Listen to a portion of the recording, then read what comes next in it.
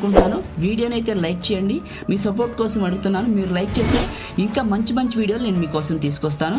కొత్త వాళ్ళైతే first time చూసినట్లయితే మన ఛానల్ని సబ్స్క్రైబ్ చేసుకోండి. మీకు పాసిబుల్ అయితే చిన్న కామెంట్ పెట్టండి. లైక్ చేయండి, షేర్ చేయండి. కొత్త వాళ్ళైతే మన ఛానల్ని సబ్స్క్రైబ్ చేయండి. Thank you. ఈసారి ఒక పాట కట్టానండి, తప్పిపోయిన కుమారుడని. మీరు ఆశ్చర్యపోతారు. ఏమండి అందులో సీను ఉందంటే, నిజంగా ఒక ఆయన ముసలతను కొడుకు పారిపోయాడని ఎదురు చూస్తూ రాగానే పరిగెడతాడండి. పరిగెత్తి పరిగెత్తి పరిగెత్తి పరిగెత్తి గట్టి కౌగులించుకుని నుదుటి మీద గట్టిగా ముద్దెడుతుంటే చెప్తే నమ్మరండి, అది చూసిన తర్వాత అంటే నిజంగా నేనేమైపోయి తెలుసా, పరలోకమందున్న తండ్రి ఎంత ఫీల్ అయ్యాడు అని అనిపించింది.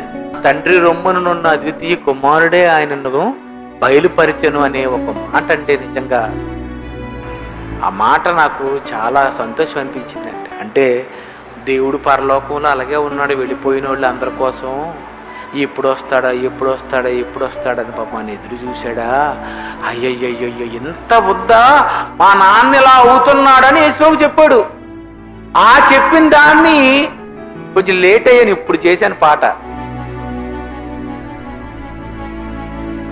నిజమండి, ఎంత ఆశ్చర్యం అనిపించింది, చాలా హార్ట్ టచింగ్ ఉంటది. ఆ దేవుడిచ్చిన కాలమైనది,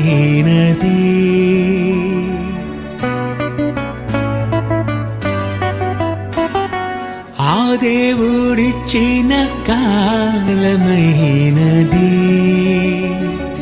రావాలనే నీవు రావాలనే,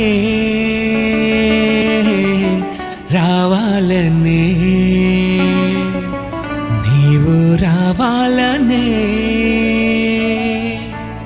ఈ లోకానికి పంపినప్పుడు చెప్పాడు నీకు తిరిగి రమ్మని, తిరిగి రమ్మని.